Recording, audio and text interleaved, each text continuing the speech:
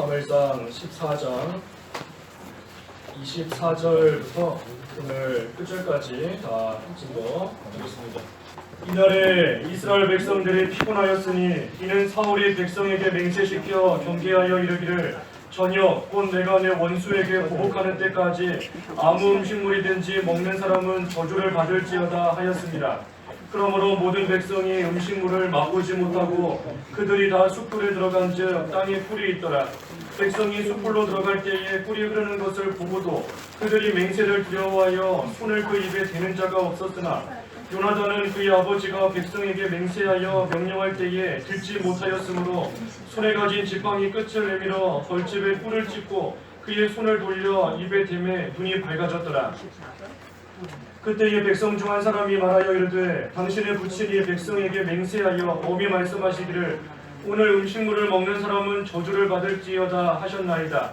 그러므로 백성이 피곤하였나이다 하니 요나단이 이르되 내 아버지께서 이 땅을 곤란하게 하셨도다. 보라 내가 이 꿀 조금을 맛보고도 내 눈이 이렇게 밝아졌거든.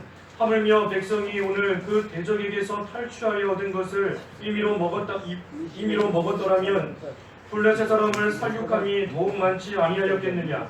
그날의 백성이 믹마스에서부터 아얄론에 이르기까지 블레셋 사람들을 쳤으므로 그들이 심히 피곤한지라.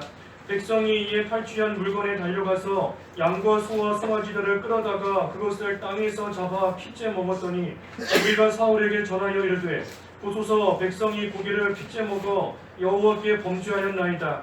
사울이 이르되 너희가 믿음 없이 행하였도다. 이제 큰 돌을 내게로 굴려오라 하고 또 사울이 이르되 너희는 백성 중에 흩어져 다니며 그들에게 이르기를 사람은 각기 소와 양을 이루 끌어다가 여기서 잡아먹되 휘채로 먹어 여호와께 범죄하지 말라 하라 하매 그 밤에 모든 백성이 각각 자기의 소를 끌어다가 거기서 잡으니라.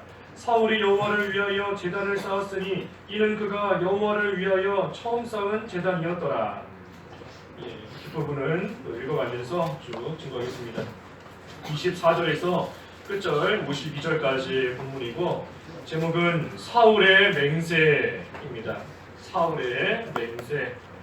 사울이 이 맹세를 하기는 했는데 이 맹세가 합당하지 않은 그러한 맹세였습니다. 섣부르고 조급하게 한 맹세로 인하여서 많은 사람들이 어려움과 고통 가운데 빠지게 되었는데 이 사울의 맹세, 특별히 잘못된 맹세입니다. 그 맹세에 대해서 쭉 증거하겠습니다. 여기 24절 읽어주십시오. 24절 이날에 이스라엘 백성들이 피곤하였으니 이는 사울이 백성에게 맹세시켜 경계하여 이르기를 저녁 곧 내가 내 원수에게 보복하는 때까지 아무 음식물이든지 먹는 사람은 저주를 받을지어다 하였습니다. 예, 지금 이날에 그랬습니다.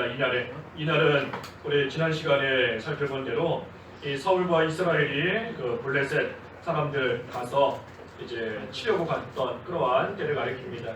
그때 가봤더니 블레셋 사람들이 서로가 칼을 들어서 자기 동료들을 치고 죽이고 있었고 또 블레셋에 있었던 히브리 사람들도 마음을 돌이켜서 이스라엘과 함께하고 숨어있던 에브라임 사람들은 또 나와서 이스라엘을 도우며 블레셋을 다 함께 공격하고 친 그날을 가리킵니다.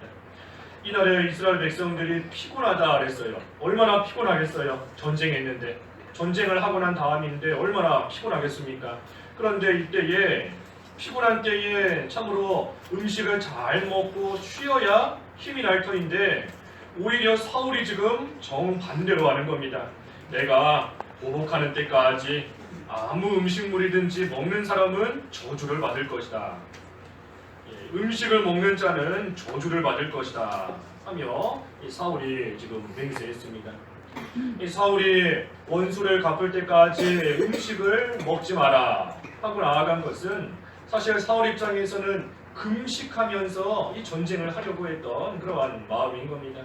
금식하면서 음식을 먹지 않으면서 그러면서 지금 원수를 갚는 그 일을 끝까지 해나가려고 하는 것인데 그런데 이것이 사울의 큰 실수입니다. 사울의 실수예요. 왜 실수인가? 그 백성들의 상태를 다 헤아리지 못하고 섣부르게 맹세한 실수인 겁니다. 지금 이 백성들이 육신적으로 얼마나 피곤한 가운데 있겠습니까? 전쟁을 하고 있었던 건데 오히려 전쟁 중이라면 평소에 안 먹던 음식도 더 먹으면서 힘을 내어 그 전쟁에 참여해야 될 터인데 이 사울은 그저 금식하자 하는 그러한 생각 하나를 가지고 백성들의 지금 상태를 다 헤아리지 않고 그저 금식하라 하지 않으면 저주를 받는다 하며 지금 나아가고 있는 겁니다. 또 금식하는 것도 사람마다 다 그 믿음의 정도가 다른 겁니다. 누구는 금식하면서 일을 할 수도 있고 어떤 사람은 아직 믿음이 부족해서 금식하지 못하고 금식하는 것이 오히려 더 손해가 될 그러한 경우도 있는 겁니다. 그런데 사울이 역시 이것 또한 그 백성들의 믿음의 정도를 다 헤아리지 못하고 그저 다 같이 금식해야 된다. 금식하는 것도 그저 금식합시다 하는 게 아니라 금식 안 하면 저주를 받을 것이다. 다 금식해야 된다. 안 하면 저주가 내린다 하면서 지금 나아가고 있으니 이 백성들이 가뜩이나 피곤한데 더 피곤하게 된 겁니다. 이 금식하는 것이 잘못은 아니에요. 잘못은 아니지만 하지만 사울이 참으로 그것을 지혜롭게 해가지 못한 겁니다. 이 만약에 반드시 금식해야 된다 하는 것이 하나님의 말씀이다, 하나님의 뜻이다 라고 한다면, 또 하나님의 명령이다 라고 한다면 이스라엘 백성들이 아무리 피곤할지라도 금식해야 됩니다. 하나님의 명령이라면 아무리 피곤하고 힘들지라도 끝까지 금식하며 이 전쟁을 해야 되는 겁니다.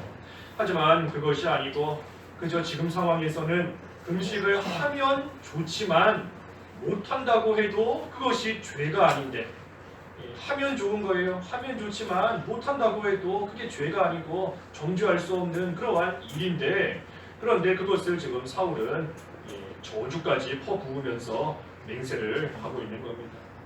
그러니 이러한 일에 있어서는 우리가 참으로 다른 사람에게 유익을 줄 수 있게 모든 것을 해나가야 됩니다. 하나님의 말씀과 하나님의 명령이라면 우리가 그것은 우리의 목숨을 걸고 지켜야 돼요. 끝까지 지켜야 됩니다. 하나님께서 하라 또는 하지 말라 하신 것은 우리가 어떠한 일이 있어도 지키고 나아가야 됩니다. 하지만 그렇지 않은 부분들 하면 좋지만 못해도 뭐 죄는 아닌 그러한 일들이 있어요. 조금 어려운 용어로 아디아포라, 아디아포라라고 하는데 아디아포라.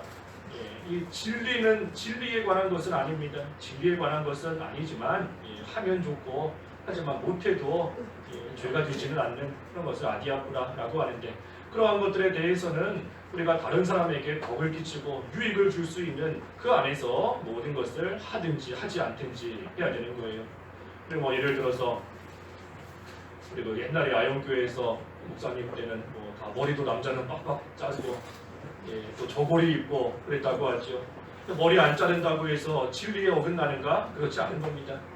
그렇지 않은 거예요. 그럼 이 목사님도 머리는 안 자르셨다 그랬지 않습니까? 그런 걸 가리켜서 아디아프라라고 하는 겁니다. 하면 좋지만 하면 유익이 되는 부분은 있지만 그렇다고 안 한다고 해서 또는 한다고 해서 그것이 죄가 되지는 않는 그러한 일들인데 우리가 그러한 것은 믿음의 정도에 맞추어서 다른 사람 신앙생활에 유익을 줄 수 있는 그 안에서 모든 것을 하며 나아가야 되는 겁니다. 그러니 사울도 지금 금식하는 것이 좋기는 좋은 일이지만 하지만 안 한다고 해서 이것이 죄가 되는 것은 아니기 때문에 이 백성들의 상태와 그 믿음의 정도를 잘 헤아려서 지혜롭게 했었어야 되는 겁니다. 근데 그러지를 못했어요. 그러니 모든 백성이 음식물을 맛보지 못하고 심지어 25절에는 수풀에 들어간 즉 땅에 꿀이 있었지만 그것을 보고도 맹세를 두려워해서 그것을 먹는 자가 아무도 없었다 그랬습니다. 아무도 없었다. 가만히만 있어도 밥을 못 먹으면 배가 고프고 힘이 없는데 지금 이 전쟁 중인데 이 사람들이 얼마나 힘이 없겠어요. 아무것도 못 먹고 또 눈에 먹을 것이 보이는데도 맹세한 것 때문에 두려워서 그것을 못 먹고 있으니 더욱더 힘이 빠질 수밖에 없는 겁니다. 그런데 그때 요나단은 어떻게 했습니까? 27절에 보니 요나단은 자기 아버지가 맹세하는 것을 듣지 못했습니다. 없었어요, 그 자리에. 그렇기 때문에 그 꿀을 보고서는 손에 가진 지팡이 끝을 내밀어 벌집에 꿀을 찢고 그의 손을 돌려 입에 대서 그 꿀을 먹었습니다. 그 꿀을 먹으니 눈이 밝아졌다. 눈이 밝아졌다. 여기서 꿀을 찍어 먹었더니 눈이 밝아졌다 했는데 이 요나단의 눈이 밝아진 거 이것은 뭐 꿀 먹었더니 영적인 눈이 밝아졌다 그런 뜻이 아니고 여기서는 그저 그만큼 육신에 힘이 생겼다는 겁니다. 못 먹고 있다가 뭔가를 먹으니 몸에 힘이 생긴 겁니다. 그래서 눈이 밝아져서 안 보이던 것이 보이는 것처럼 힘이 솟은 거예요. 그래서 요나단이 자기는 자기 아버지가 맹세한 것을 못 들었기 때문에 그 꿀을 찍어서 먹고 그 몸에 힘을 얻게 됐습니다. 그러니 28절 읽어주십시오. 28절. 28절 그때에 백성 중 한 사람이 말하여 이르되 당신의 부친이 백성에게 맹세하여 엄히 말씀하시기를 오늘 음식물을 먹는 사람은 저주를 받을지어다 하셨나이다. 그러므로 백성이 피곤하였나이다 하니 백성이 요나단에게 말하는 겁니다. 음식 먹는 사람은 저주받을 거라고 당신 아버지가 맹세했다. 그렇기 때문에 지금 우리는 이처럼 피곤하다. 그러니 29절과 30절에 요나단이 그 말을 듣고 나서 말하는 겁니다. 내 아버지께서 이 땅을 곤란하게 하셨도다. 내가 꿀을 이 조금만 맛보고도 이렇게 눈이 밝아졌는데 하물며 백성들이 그 대적에게서 탈취하여 얻은 것을 먹었다면 블레셋 사람을 더 많이 칠 수 있지 않았겠느냐 하면서 요나단이 자기 아버지의 잘못된 것을 지금 지적하고 있는 겁니다. 뭐 아버지건 아들이건 잘못한 거에 대해서 지금 지적하는 겁니다.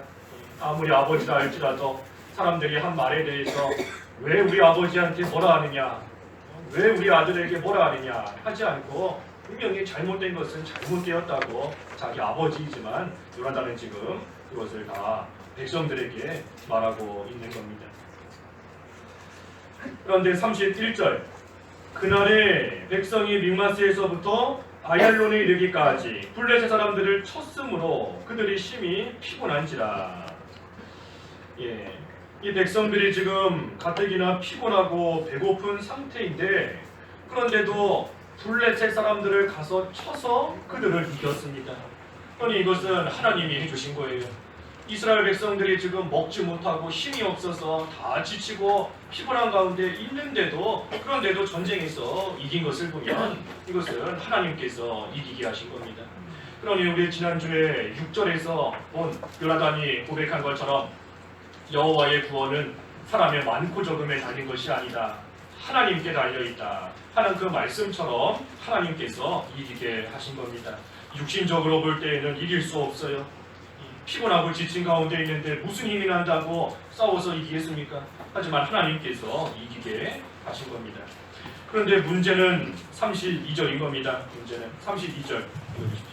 32절 백성이 이에 탈취한 물건에 달려가서 양과 소와 송아지들을 끌어다가 그것을 땅에서 잡아 핏째 먹었더니 이제 이겨서 거기서 탈취한 것들을 가져왔는데 이 얼마나 지금 배고프겠어요. 피곤하고. 그러니 양과 소와 송아지들을 보고 그것을 끌어다가 지금 잡아먹었습니다. 잡아먹은 것은 그렇다 할지라도 핏째 먹었다. 핏째 먹은 거 이것이 잘못된 겁니다. 그러니 그 밑에 33절에서 사울도 그러지 않습니까? 백성이 고기를 핏째 먹어 여호와께 범죄하였나이다. 그러니 사울이 너희가 믿음 없이 행하였도다 하면서 이 피까지 먹은 거 그것에 대해서 하나님 앞에 죄를 지었다 지금 알고 책망하는 겁니다. 이 피 먹는 거 이것이 하나님 앞에 죄입니다. 구약성경에 보면 여러 군데에서 피를 먹지 마라.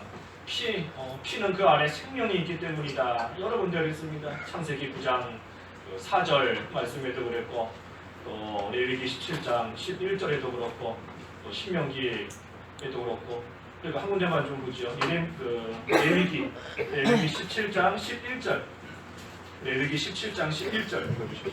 11절 육체의 생명은 피에 있음이라 내가 이 피를 너희에게 주어 제단에 뿌려 너희의 생명을 위하여 속죄하게 하였나니 생명이 피에 있으므로 피가 죄를 속하느니라. 그 레위기 17장 11절 앞뒤 말씀으로 쭉 해서 보면 이 피를 먹지 마라 하는 말씀입니다. 피를 먹지 마라. 왜 피를 먹지 말라 하셨는가? 11절에 있는 말씀처럼 육체의 생명이 피에 있기 때문이다 그랬습니다. 생명이 피에 있기 때문에 이 피를 먹지 마라 하신 겁니다. 그러니 피를 먹고 마신다 하는 것은 그 생명을 먹고 마시는 것밖에는 되지 않습니다. 그렇기 때문에 하나님께서 피를 먹지 마라 라고 말씀하신 것인데, 이것은 생명이 그 안에 있다, 하나님께서 내신 생명을 귀하게 여기라는 겁니다. 하나님께서 생명을 내셨는데 생명은 오직 하나님께로부터 말미암아 나는 겁니다. 사람이 뭐 생명을 만들어낼 수 있겠어요?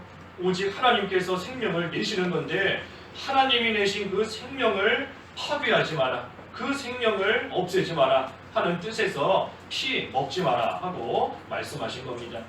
그러니 우리가 그 고기, 짐승의 고기는 우리가 부득불하게 먹어야 되지만, 하지만 그 피는 그 안에 생명이 있다는 것을 우리가 생각하면서 그 생명을 귀하게 여기는 마음으로써, 그러한 믿음으로써, 하나님이 만드신 생명을 존중히 여긴다는 그러한 믿음으로써 우리가 오늘날도 피를 먹지 않는 겁니다.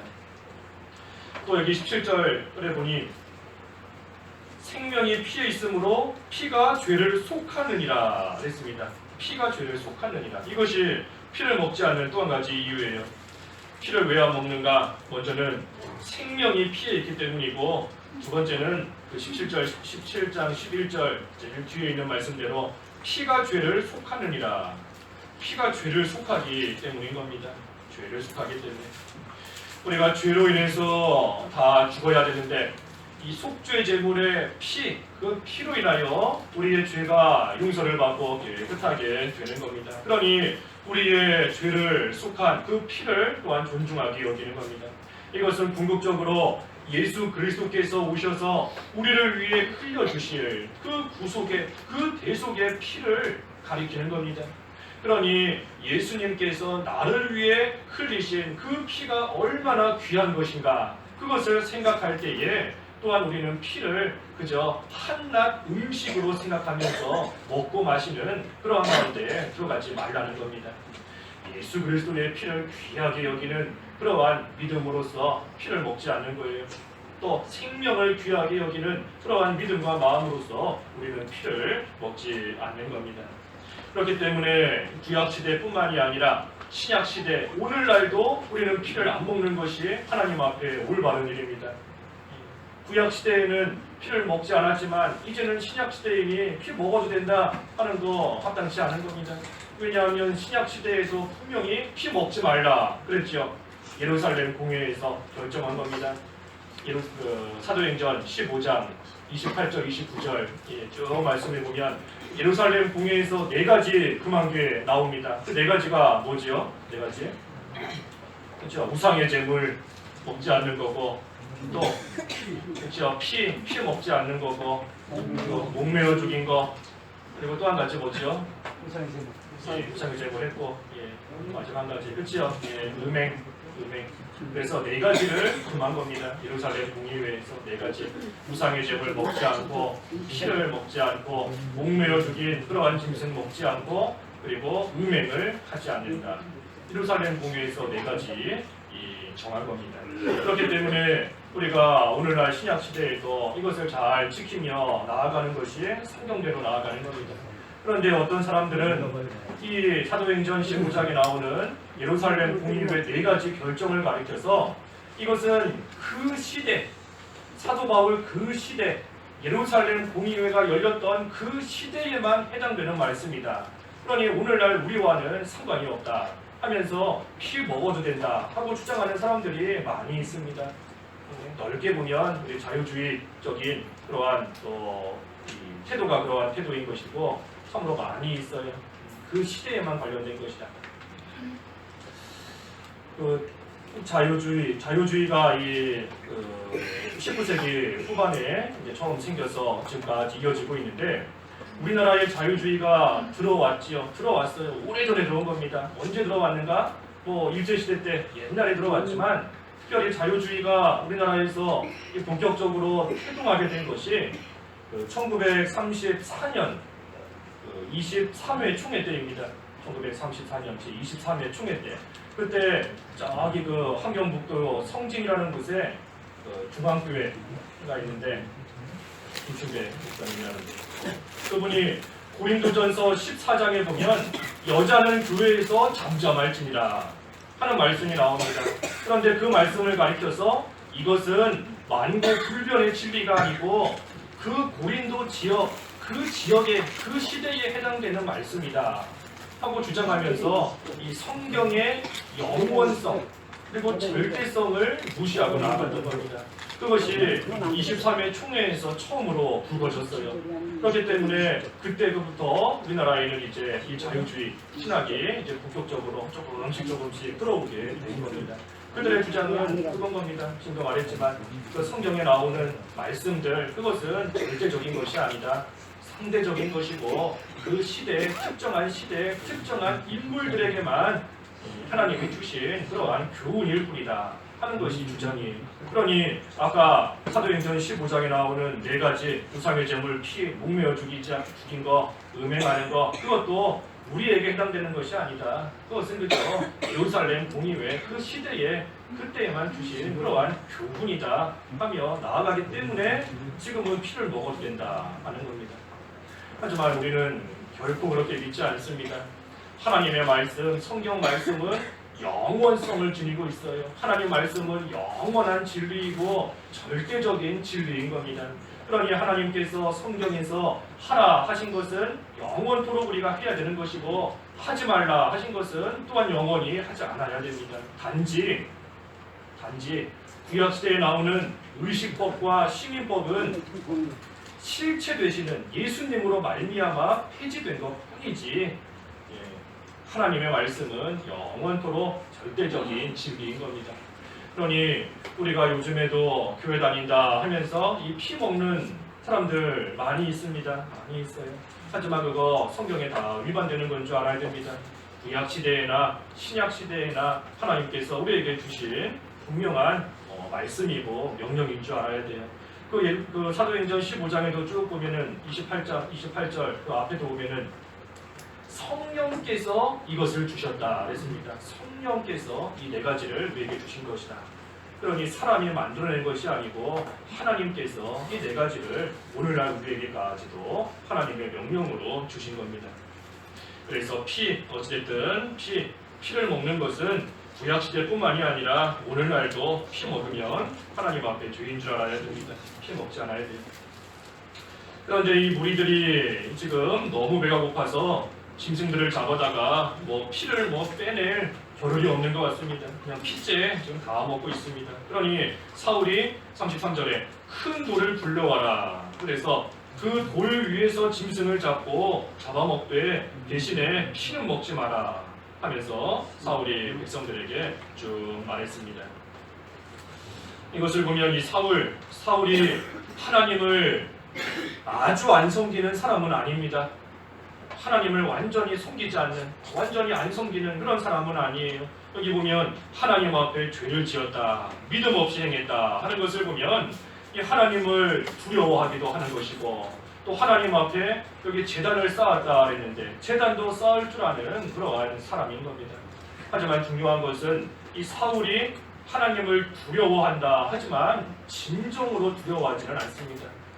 하나님 앞에 제단을 쌓기는 쌓지만 진심으로 하나님 앞에 제단을 쌓지는 않는 겁니다.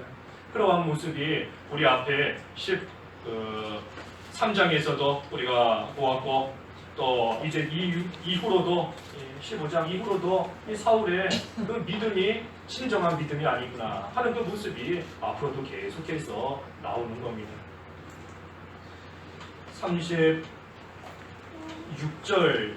읽어주시죠. 36절 사울이 이르되 우리가 밤에 블레셋 사람들을 추격하여 동틀 때까지 그들 중에서 탈취하고 한 사람도 남기지 말자. 우리가 이르되 왕의 생각에 좋은 대로 하소서 할 때에 제사장이 이르되 이리로 와서 하나님께로 나아가사이다 하매. 예, 참 좋은 모습입니다. 이 36절 나오는 모습은 좋은 모습이에요. 사울 왕으로서 끝까지 싸우겠다. 끝까지 싸우겠다. 그 악한 것을 조금도 남겨두지 않고 끝까지 싸우겠다 하는 이 사울 왕의 모습입니다. 그리고 그때의 백성들은 왕의 그 말을 잘 따르면서 왕의 생각에 좋을 대로 와줘서 하면서 그 왕과 같은 마음으로 그 왕의 지시를 또 잘 따르는 모습, 백성들의 모습인 겁니다. 그리고 제사장은 이리로 와서 하나님께 나아가사이다 하면서 먼저 하나님께 제사하자, 하나님의 또 뜻을 먼저 찾자 하면서 또 왕이나 백성이나 제사장이나 지금 다 좋은 모습으로 나아가고 있는 겁니다. 그런데 정작 하나님의 대답이 없습니다. 하나님의 대답이 없어요. 37절 37절 사울이 하나님께 묻자오되 내가 블레셋 사람들을 추격하리이까 주께서 그들을 이스라엘의 손에 넘기시겠나이까 하되 그날에 대답하지 아니하시는지라. 하나님의 대답이 없습니다. 모든 일이 좋게 잘 이루어지고 전쟁에서도 이기고 왕은 끝까지 추격하며 악한 것을 남기지 않으려 하고 백성들은 그것을 잘 따라가고 제사장은 하나님의 뜻을 구하려고 하고 다 좋은 모습이지요. 좋은 모습이고 하나님께서 기뻐하실 만한 그러한 모습인데 정작 하나님께서는 응답하시지 않습니다. 하나님이 대답하시지 않아요. 그러니 사울이 생각하는 겁니다. 왜 하나님께서 대답하지 않으실까? 그러면서 생각하면서 38절에 사울이 이르되 너희 군대의 지휘관들아 다 이리로 오라. 오늘 이 죄가 누구에게 있나 알아보자. 사울이 죄 때문에 하나님이 응답하시지 않는구나 하는 것을 알았습니다. 이것도 하나님을 바로 안 겁니다. 사울이 하나님을 바로 안 거예요.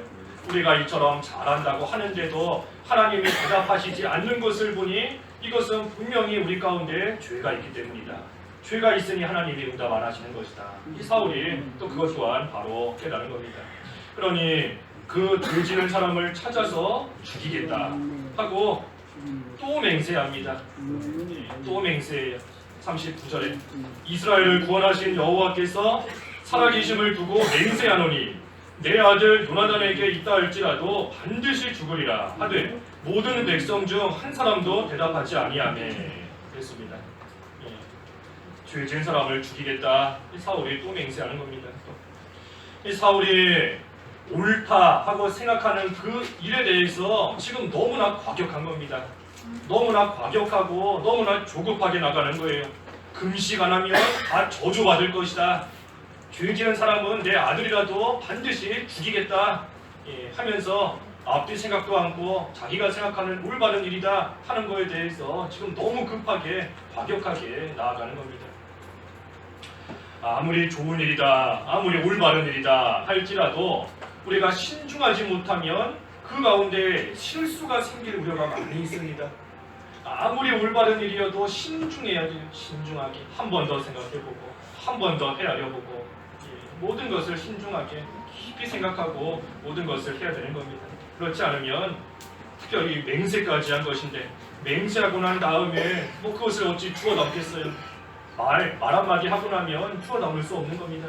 그러니 아무리 옳은 일이다 할지라도 한 번 더 기도해보고 한 번 더 생각해보고 한 번 더 헤아려보고 그리고 나서 모든 것을 해나가야 되는 겁니다. 사울은 지금 그렇지 못하고 그저 과격하게 나아가는 겁니다. 그래서 40절에서 44절까지 말씀을 쭉 보면은 이제 사울이 제비를 뽑습니다. 누가 저를 지었는가 하면서 제비를 뽑는데 제비를 딱 뽑고 나니 누가 뽑혔겠습니까? 그렇죠. 자기 아들 요나단이 그 제비에 딱 뽑힌 겁니다. 그러니 43절 읽어주십시오. 43절 사울이 요나단에게 이르되 내가 행한 것을 내게 말하라. 요나단이 말하여 이르되 내가 다만 내 손에 가진 지팡이 끝으로 꿀을 조금 맛보았을 뿐이오나 내가 죽을 수밖에 없나이다. 44절도 사울이 이르되 요나단아 내가 반드시 죽으리라. 그렇지 않으면 하나님이 내게 벌을 내리시고 또 내리시기를 원하노라 하니. 이 요나단 입장에서는 아무것도 모르고 꿀 조금 찍어 먹었다가 지금 죽게 된 겁니다. 아버지가 맹세하는 거 듣지도 못했고 아무것도 모르고 있었는데 그리고 또한 뭐 다른 거 좀 피를 먹은 것도 아니고 많이 먹은 것도 아니고 그저 지팡이 끝에다가 꿀 조금 찍어서 그거 먹었다고 지금 요나단은 죽게 되는 그런 가운데 빠지게 된 겁니다. 사울의 조급하고 과격한 맹세가 자기 아들을 죽게 만든 겁니다. 조금 신중했으면 좋았을 것을 그러지 못하고 자기가 옳다 생각하는 것만 주장하고 나아가다가 결국은 자기 아들 지금 죽이게 생긴 겁니다. 그러니 맹세한다 할 때에도 필요한 일에 맹세해야지, 그렇지 않은 일에 우리가 맹세했다가는 오히려 그 맹세한 일에 얽매이게 됩니다.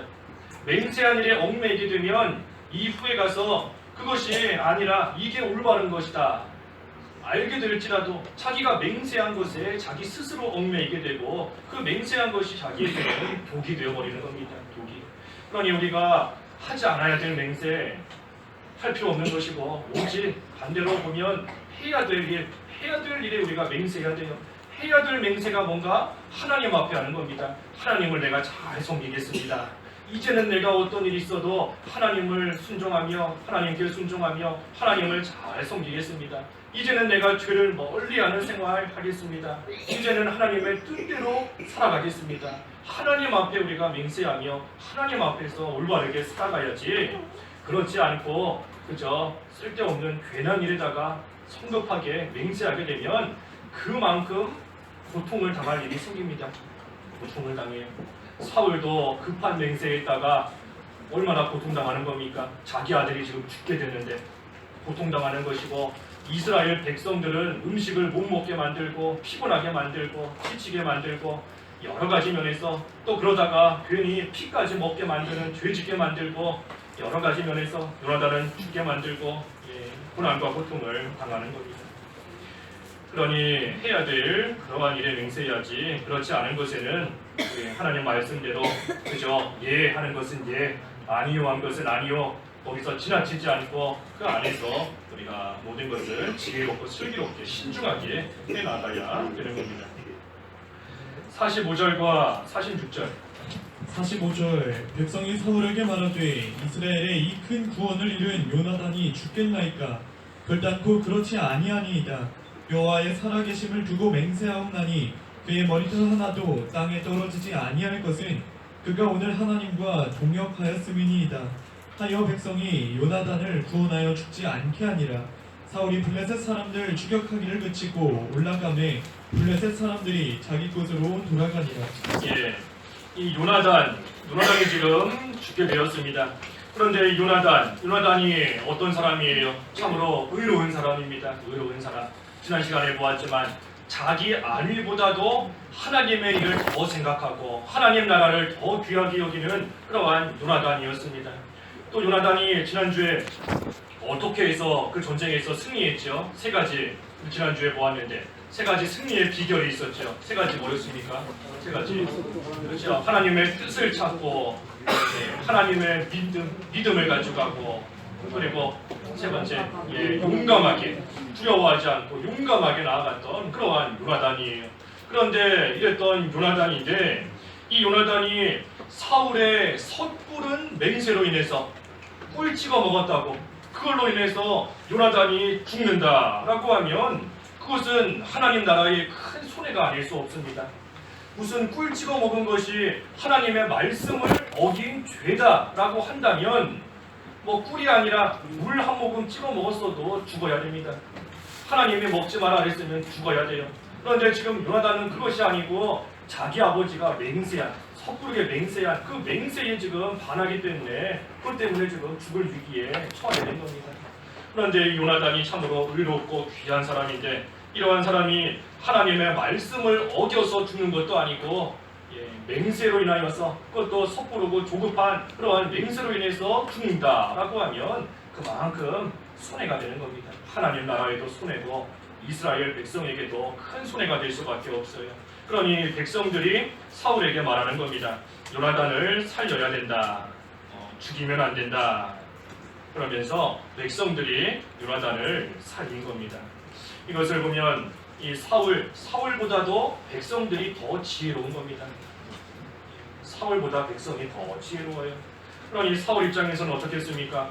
자기가 한 맹세 때문에 지금 여러 가지 어려움과 고통을 당하는 겁니다.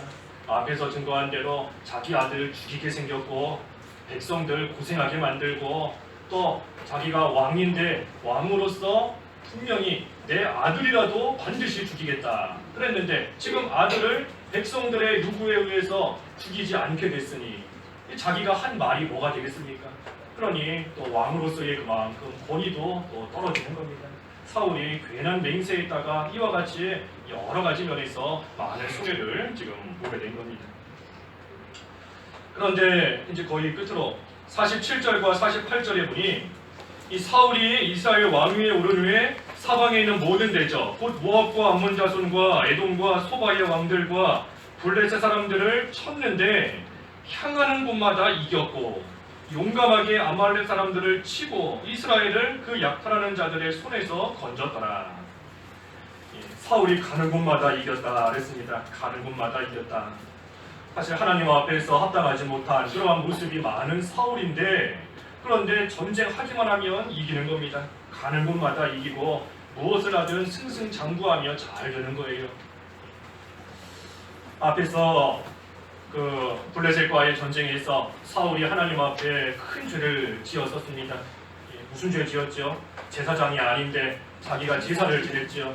그러니 하나님께서 사무엘을 통해 사울을 분명히 경고하시며 책망하셨습니다. 당신이 하나님 말씀 어겼기 때문에 하나님께서 이 나라를 다른 사람에게 넘겨줄 것이다. 하나님께서 분명히 말씀하셨어요. 말씀하셨는데 그런데 오늘 여기 본문에 보니 사울이 가는 곳마다 이겼다. 가는 데마다 일이 잘 되는 겁니다. 하나님께서는 분명히 다른 사람에게 넘기겠다 말씀하셨는데 지금 사울은 승승장구하며 잘 되는 겁니다. 그러니 우리가 일이 잘 되고 형통한다고 해서 하나님 앞에서 내가 잘 살고 있다 단정지어서는 안 됩니다. 하나님 앞에서 악한 모습으로 살고 있어도 세상에서는 얼마든지 잘 살 수도 있어요. 형통하게 잘 되고 가는 곳마다 이기고 가는 곳마다 일이 잘 풀리게 그렇게도 얼마든지 살 수 있는 겁니다. 오히려 죄 지었는데 하나님께서 아무 일 없이 내버려 두시는 것 그것이 사실은 무서운 일인 겁니다. 하나님이 내버려 두시는 게 무서운 일이에요. 하나님이 왜 내버려 두시는가? 먼저는 말 그대로 유기된 자, 버려진 자이기 때문에 하나님이 내버려 두시는 겁니다. 나는 믿는다, 나는 믿는 사람이다 생각하는데 사실은 버려진 자인 겁니다. 하나님의 택함을 받지 못한 그러한 사람이에요. 유기된 자이기 때문에 하나님께서 잘못해도 치지 않으시고 하나님께서 내버려 두시는 겁니다. 유기된 자이기 때문에. 또 한편으로는 신자임에 분명한데도 하나님이 내버려 두실 때가 있어요. 왜 그러시는가? 그것은 하나님께서 그 내버려 두시는 그 시간 동안 고통을 당하게 하시는 겁니다. 고통을 당해요. 우리가 벌받을 일이 분명히 있는데 혼날 일이 분명히 있는데 뭐 부모님이든 선생님이든 혼내지를 않는다 하면 마음이 뭔가 불안하고 이상한 겁니다. 차라리 한 대라도 쥐어받고 한 대라도 얻어맞으면 이제 끝났구나 생각해서 밤에 두 발 뻗고 잘 잘 텐데 분명히 내가 잘못했는데 때리지를 않고 분명히 혼내지를 않는다 하니 그 마음속에 늘 걱정이 있고 불안한 겁니다. 신자를 하나님께서 내버려 두시는 게 그와 같은 거예요. 사실은 그 가운데서 고통을 당하게끔 양심의 가책을 느끼게끔 하나님이 하시는 겁니다. 언제까지 내버려 두시는가? 하나님이 아니면 살 수 없구나 하는 것을 깨달을 때까지 내버려 두시는 겁니다. 하나님을 의지하고 하나님으로서만 살 수 있는 것이구나 하는 것을 깨달아야 돼요. 그때까지 하나님께서 양심의 가책을 느끼며 고통을 당하도록 하나님께서 내버려 두시는 겁니다. 그런데도 나는 아무 고통도 없고 아무 가책도 없고 그저 편안하게 잘 살고 있다. 참으로 큰일 난 겁니다. 큰일이에요. 큰일인 겁니다. 하나님 앞에 죄 지었는데 하나님이 징계하시지 않고 내버려 두시는데도 나는 마음에 걱정도 없고 마음이 편안하고 아무 일 없이 잘 살고 있다. 그거 아주 큰일 난 겁니다. 큰일이에요. 큰일. 큰일인 겁니다. 버려진 자 아닌가 생각할 정도로 큰일인 겁니다. 부택자가 아닌가 나는 택함받지 못한 자가 아닌가 생각해야 될 정도로 큰일인 겁니다. 큰일이에요. 그러니 우리가 죄 지었을 때 하나님의 말씀을 어떻게든 가까이 하면서 다시금 우리의 양심을 날카롭게 만들어야 됩니다. 그래서 죄 지으면 양심의 고통을 느끼고 가책을 느끼고 그래서 다시금 하나님께 돌아가는 그러한 생활이 돼야 됩니다. 사울은 가는 곳마다 이겼다 그랬습니다. 하나님 앞에 합당하지 못했지만 가는 곳마다 이기고 전쟁하는 데마다 승리하고 약탈하는 자들의 손에서 이스라엘을 건져내고 일이 잘 되고 있는 겁니다. 잘 되고 있어요. 49절에서 끝까지는 사울의 족보가 쭉 기록되어 있고 마지막 52절에 사울이 사는 날 동안에 블레셋 사람과 큰 싸움이 있었으므로 사울이 힘센 사람이나 용감한 사람을 보면 그들을 불러 모았더라. 사는 날 동안 전쟁이 계속 있었기 때문에 사울이 그 전쟁을 대비해서 힘센 사람이나 용감한 사람이 보이면 그들을 불러서 군인으로 삼고 그래서 블레셋과 전쟁할 수 있도록 계속해서 준비하고 또 갖추며 나아갔던 겁니다. 오늘날도 마찬가지인 겁니다. 우리의 영적인 싸움은 끝이 없습니다. 여기에 사울이 사는 날 동안 큰 싸움이 있었다 그랬는데 우리도 사는 날 동안 영적인 싸움이 계속됩니다. 그러니 우리도 준비를 잘 놓고 있어야 돼요. 마귀를 한번 싸워서 이기고 물리쳤다 해서 그걸로 끝이 아니라 조금 있으면 마귀가 또 오는 줄 알고 다시 올 때는 이전보다 더 큰 세력으로 오는 겁니다. 마귀가 한번 졌으니까 마귀가 한번 패했으니 이전과 똑같은 힘으로 오면 자기도 못 이길 줄 아는 거예요. 그러니 마귀가 이전보다 더 큰 힘으로 더 큰 무기를 가지고 오는 줄로 알고 우리도 한번 이겼다고 해서 끝이 아니고 사는 날 동안 전쟁이 계속되는 줄 알고 계속해서 준비하며 또 힘을 기르는 그러한 생활이 되어야 되는 겁니다. 그래서 오늘 사울의 맹세, 사울의 잘못된 맹세, 해야 될 맹세가 아니라 하지 않아야 될 맹세 함으로 인하여서 오히려 많은 손해를 보고 고통을 당하게 되었다 그랬습니다. 그러니 우리도 모든 면에 있어 항상 신중하고 모든 면에 있어 한 번 더 기도하는 그러한 생활이 되어서 하나님 앞에 합당한 그러한 모습으로 나아가고 또 한 가지 우리의 영적 싸움이 끝이 없다 하는 것을 생각하면서 늘 주님을 의지하며 싸움 준비를 잘했다가 승리하는 그런 저희들이 나아가야 되겠습니다. 기도하겠습니다. 하나님 아버지, 사울이 잘못된 맹세를 함으로써 자신은 아들을 죽게 만드는 큰 고통 가운데 빠지고 이스라엘 백성들은 피곤하며 힘들고 참 어려운 가운데 또 죄짓게 만드는 가운데 또 들어가게 하였고 또 자신의 왕으로서의 그 권위도 땅에 떨어지는 그러한 결과에 대해서 말씀을 보았습니다. 하나님, 저희들도 하나님 앞에서 모든 면에 있어 신중하고 한 번 더 생각하고 한 번 더 기도하고 모든 것을 합당하고 올바르게 행해 나아감으로써 실수하지 않고 해야 될 일 올바르게 행하지 못하는 그러한 가운데 빠지지 않도록 저희들을 붙드시고 믿음을 더하여 주시옵소서. 영적인 전쟁 계속되는 줄 알고 한번 이겼다고 해서 끝이 아닌 줄 알고 계속해서 준비하며 힘을 길러고 믿음을 길러서 악한 마귀와의 싸움에서 승리할 수 있는 그러한 저희들 다 될 수 있도록 하나님 인도해 주시옵소서. 예수님의 이름으로 기도하옵나이다. 아멘.